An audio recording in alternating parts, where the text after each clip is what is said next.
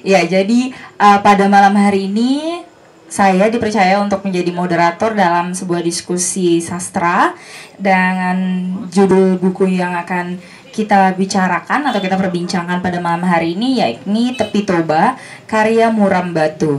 Nah, kedua narasumber kita sudah hadir pada hari ini, yakni Bang Juhendri Caniago dan juga Bang Wandri Lumban Gaul.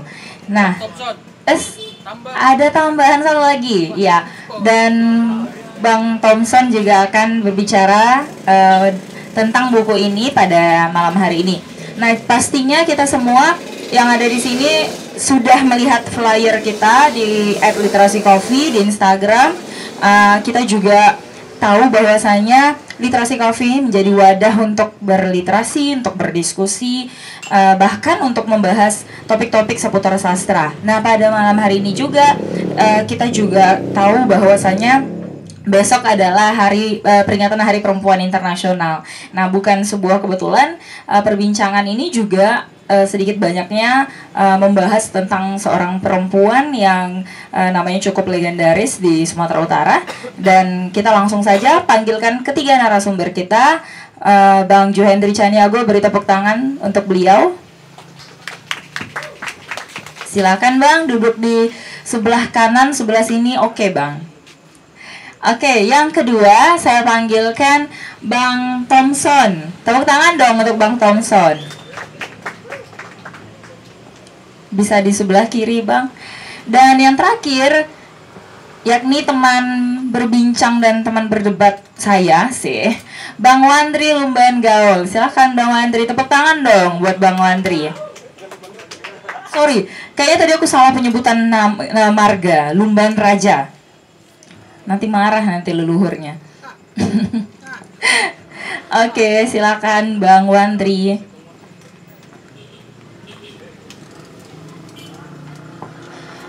Nah, bicara tentang sastra, Bang Juhendri adalah salah satu pegiat sastra. Bang Thompson pun demikian, ya kan? Nah, kalau untuk Bang Wandri ini adalah salah satu orang yang suka sekali membaca buku, membedah, kemudian sering sekali terlibat dalam bahasan-bahasan ilmiah, bahasan-bahasan fiksi. Nah, namun pada malam hari ini beliau ditantang ya oleh Literasi Coffee, oleh Bang Juhendri juga untuk ikut berbicara tentang buku berjudul Tepi Toba ini. Nah, kira-kira teman-teman sudah pada baca buku ini nggak sih? Atau pada datang ke Literasi Coffee kemudian baru ini melihat cover dan membaca mungkin 1/4, 1/8? Ya, ada kejutan ya. Iya, jadi pastinya teman-teman, sorry, moderatornya juga grogi karena agenda Hari Perempuan Internasional besok. Nah, jadi pada malam hari ini kita tahu bahwa bahasan-bahasan sastra itu menjadi sesuatu yang menarik ketika orang-orang yang berkumpul di dalam forum itu adalah orang-orang yang suka sastra. Tapi akan lebih menarik ketika sastra ini bisa menjadi bahasan yang komersil untuk semua orang.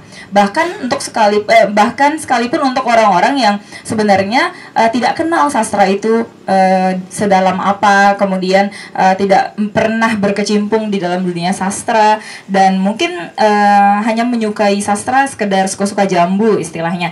Nah, jadi pada malam hari ini saya akan persilahkan kepada Bang Juhendri untuk Bang Thompson dulu. Oke, saya akan memberikan. Tapi kayak sepertinya Bang Juhendri yang cocok untuk pertama memantik. Nanti setelah itu Bang Thompson. Soalnya kan Bang Thompson ini ya mendadak ya Bang ya. Jadi narasumber tambahan kan. Nah, jadi mungkin yang memantik duluan ini Bang Juhendri karena saya moderator jadi saya harus ambil alih. So tegas. Ya, jadi Bang Juhendri, saya mau tanya dulu. Ini sebenarnya ide siapa Bang untuk membahas tentang buku Tepi Toba ini dan mengapa Abang sangat tertarik untuk membaca serta membahas buku ini? Oke, terima kasih. Selamat malam, salam sejahtera buat kita semua. Ini umatnya banyak ini, malam minggu ya kan, jadi rame ini. Baik, pertama persoalan kenapa buku ini dibahas. Ya, ini penulisnya adalah orang Sumatera Utara, ya Aset Sumut. Jadi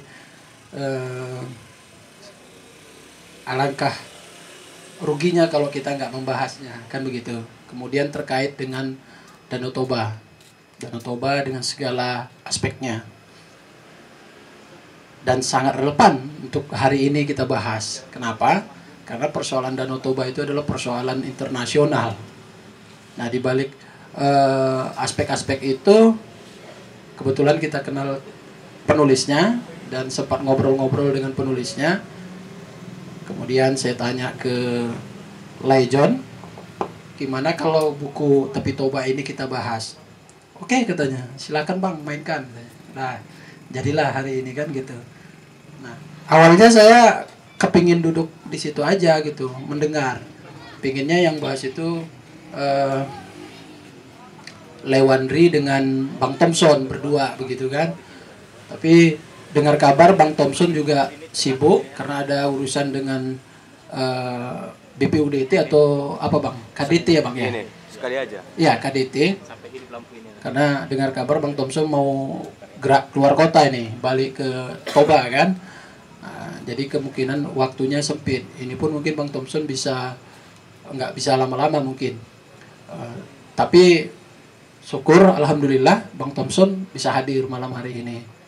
Nah, tapi karena nama sudah masuk, ya udah jadi bertiga lah begitu kan. Tapi begitupun saya ingin ini langsung bahas atau gimana?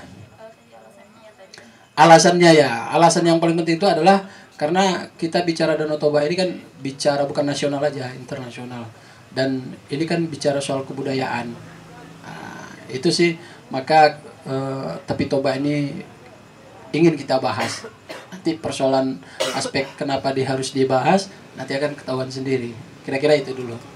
Nah, selanjutnya ada Bang Thompson di sini. Bang Thompson, selamat malam. Abang kan biasanya bergelut di dunia teater ya Bang ya. Terus kemudian Abang juga konsen terhadap isu-isu yang berkaitan dengan Danau Toba. Nah, Bang, menurut Abang, tapi saya sebelumnya tanya dulu. Ini Abang udah baca tentunya ya. Oke. Nah, setelah Abang baca buku ini, apa yang menyentuh dari buku ini yang sangat relevan dengan kehidupan atau persoalan yang terjadi di sekitar Danau Toba saat ini? Oke, terima kasih moderator. Selamat malam untuk kita. Jadi kemarin ya, Muram, terima kasih bisa menghadirkan saya juga di sini dan memberikan ruang untuk novela ini ya. Tanggal 23 Maret kemarin tulisan saya tentang novela ini sudah ada dianalisa. Nanti bisa dicek lagi, tapi saya baca lagi ada kesalahan-kesalahan tulis juga yang saya lakukan karena buru-buru. Jadi seminggu sebelum saya terima buku ini, saya berpikir ini harus diselesaikan biar nggak kepikiran terus gitu kan. Kita terima buku misalnya ya. Terima kasih Muram sudah dikasih bukunya secara gratis ke saya. Tapi sejak Desember Muram udah mengatakan kapan kita ketemu, buku ini sudah terbit.